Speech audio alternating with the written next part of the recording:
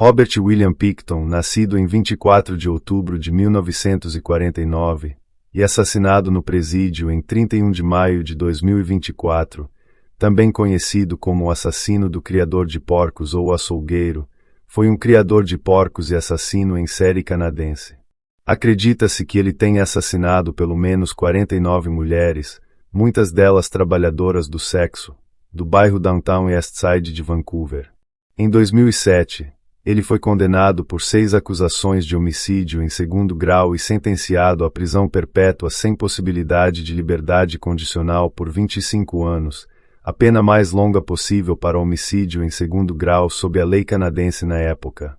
Em 2010, o procurador da Coroa suspendeu oficialmente as 20 acusações de homicídio restantes, permitindo que informações anteriormente não divulgadas fossem disponibilizadas ao público, incluindo o facto de Pickton ter tido uma acusação de tentativa de homicídio de 1997 arquivada.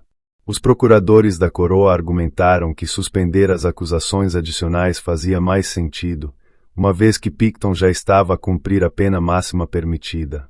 A descoberta dos crimes de Pickton provocou indignação generalizada e forçou o governo canadense a reconhecer a crise de mulheres indígenas desaparecidas e assassinadas, com o governo provincial da Colômbia Britânica formando a Comissão de Inquérito de Mulheres Desaparecidas, para examinar o papel da polícia no assunto. Pickton morreu em 2024, após ser atacado na prisão pelo detento e colega de cela Martin Charest, descrito como tendo um histórico de agressões a outros prisioneiros. Ele quebrou um cabo de vassoura e enfiou no pescoço de Pickton, depois em seu nariz, batendo até que chegasse ao cérebro do serial killer. Uma morte violenta, para o pior serial killer da história do Canadá. Mas como começou essa história de terror, tortura, estupro e esquartejamento de mulheres no Canadá? Como um fazendeiro milionário e criador de porcos se tornou o pior serial killer da história canadense? Desde cedo, Robert e seu irmão mais novo, David Francis Pickton, trabalharam na fazenda da família, no número 953 da Avenida Dominion.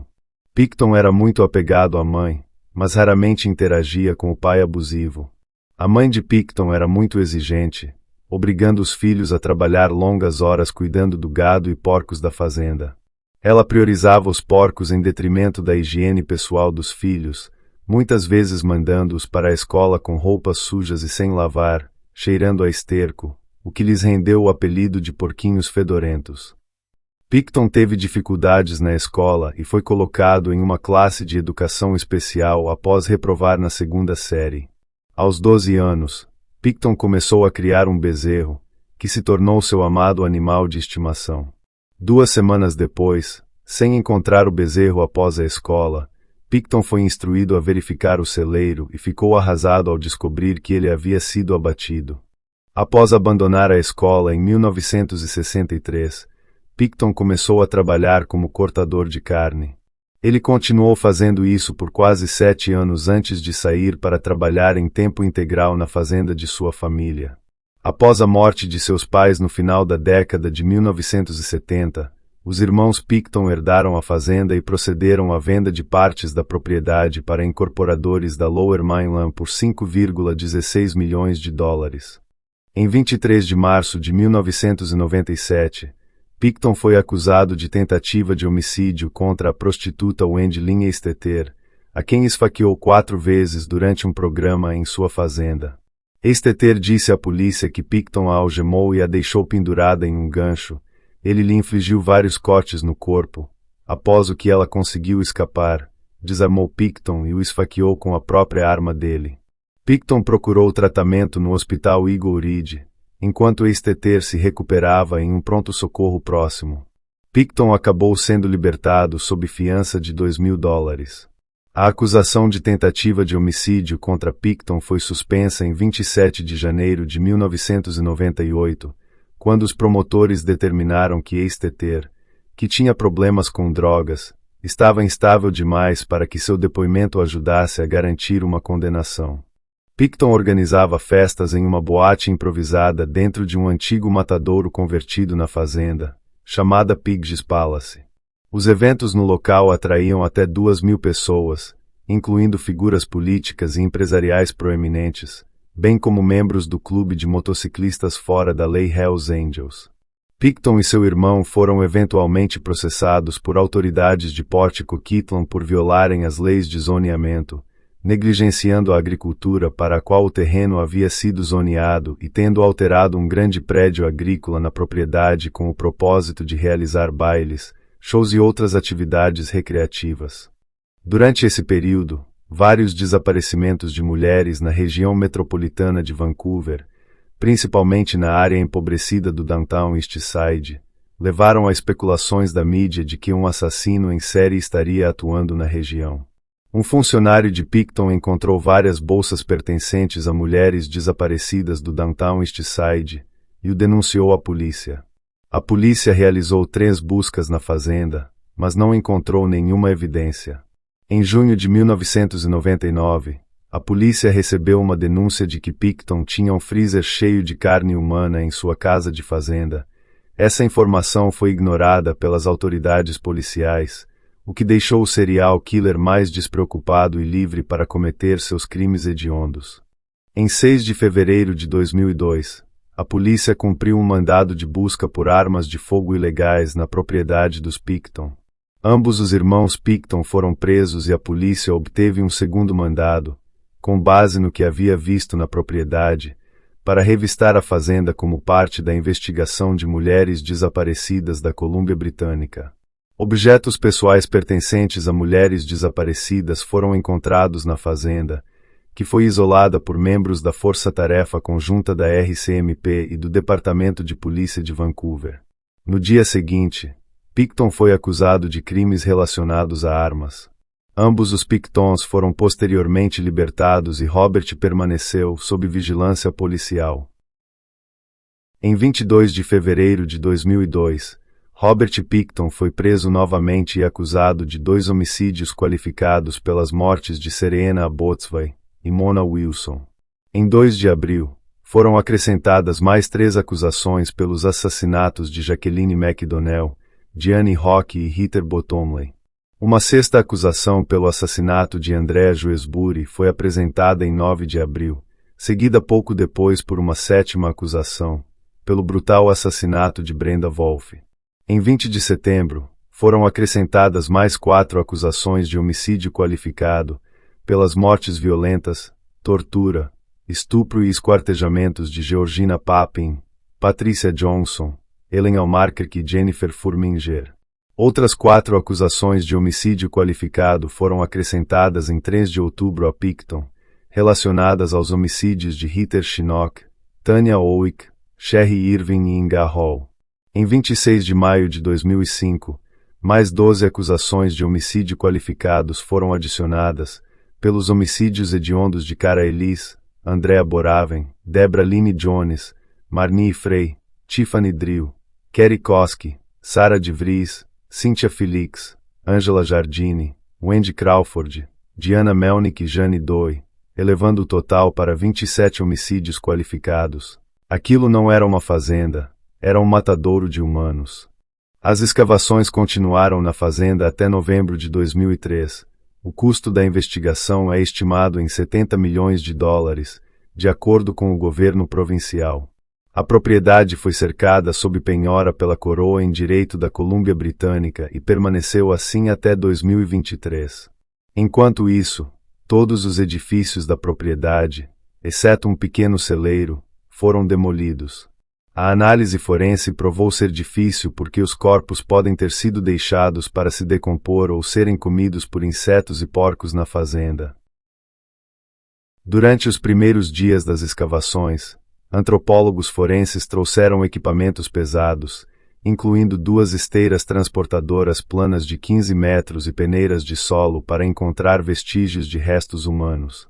Em 10 de março de 2004, o governo revelou que Pickton pode ter moído carne humana e misturado com carne de porco que vendia ao público. A autoridade de saúde da província emitiu posteriormente um alerta. Outra alegação foi feita de que ele alimentou seus porcos diretamente com os corpos de 14 das vítimas, o que foi confirmado pelo serial killer em seu julgamento posterior. Em declarações futuras do serial killer, Foi explicado como ele assassinava suas vítimas, ou seja, o seu modus operandi. Ele contratava ou raptava prostitutas em sua região, na maioria, dependentes químicas, e uma vez em sua fazenda, ele as drogava com heroína, metanfetamina ou anestésicos, e depois as pendurava nos ganchos que usava para esfolar seus porcos, ainda vivas. Ele se deliciava com os gritos de dor e sofrimento das vítimas, que, amarradas e penduradas em um gancho, só podiam torcer para o fim do seu suplício e agonia. Uma vez penduradas, os efeitos das drogas imediatamente paravam, dando lugar apenas a dor e sofrimento. Enquanto gritavam, ele escolhia facas que usava para cortar seus porcos, e começava lentamente a cortar a pele e esfolar as mulheres vivas, um sofrimento que nem conseguimos imaginar. Depois de mortas, a depravação ainda não tinha terminado. Ele gostava de usar sua motosserra para esquartejar os corpos de suas vítimas, e colocava cabeças e outros pedaços dos corpos num triturador de carne industrial, transformando os corpos em carne moída. Às vezes, dava esses pedaços a seus porcos, e adorava assistir os porcos comendo as cabeças delas. O julgamento de Pickton começou em 30 de janeiro de 2006, em New Westminster. Pickton declarou-se inocente das primeiras 27 acusações de homicídio em primeiro grau no Supremo Tribunal da Colômbia Britânica. Durante o julgamento de Pickton, uma gravação em vídeo de Scott Shuby, amigo de Pickton, afirmava que Pickton lhe havia dito que uma boa maneira de matar uma viciada em heroína era injetar nela fluido de lavagem de para-brisas. Uma segunda gravação foi reproduzida para Pickton, na qual um amigo dele chamado Andrew Belwood dizia que Pickton mencionava matar profissionais do sexo, algemando-as, estrangulando-as, sangrando-as e eviscerando-as antes de dá-las aos porcos. Fotos do conteúdo de uma lata de lixo encontrada no matadouro de Pickton, que continha alguns restos mortais da vítima Mona Wilson, também foram mostradas ao júri. Em 11 de dezembro de 2007, após ler 18 declarações de impacto das famílias das vítimas, o juiz James Williams, do Supremo Tribunal da Colômbia Britânica, condenou Pickton à prisão perpétua sem possibilidade de liberdade condicional por 25 anos. No final do julgamento e sentença, uma testemunha procurou a corte. Seu nome era Lynn Elinsen. Ele nunca tinha sido interrogado durante o caso e ninguém do processo sabia de sua existência. Ele alegou ter visto Pickton esfolando uma mulher pendurada num gancho de carne, anos antes, e alegou que não tinha contado a ninguém, por medo de perder a vida. No entanto, Elinsen admitiu ter chantageado Pickton sobre o incidente em mais de uma ocasião. Em 4 de agosto de 2010, após ter todos os seus recursos negados, o juiz Williams declarou que Pickton deveria ser internado em uma penitenciária federal. Até então, ele estava detido em uma instituição provincial de prisão preventiva. Em junho de 2018, ele foi transferido da instituição Kent, na Colômbia Britânica, para a instituição Port Cartier, em Quebec. Em 19 de maio de 2024, Pickton foi atacado por outro prisioneiro na instituição Port Cartier, em Quebec. O prisioneiro, Martin Charest, de 51 anos, descrito como tendo um histórico de agressões a outros prisioneiros, pegou um cabo de vassoura, quebrou e o enfiou no pescoço e depois pelo nariz de Pickton, enfiando até atingir seu cérebro.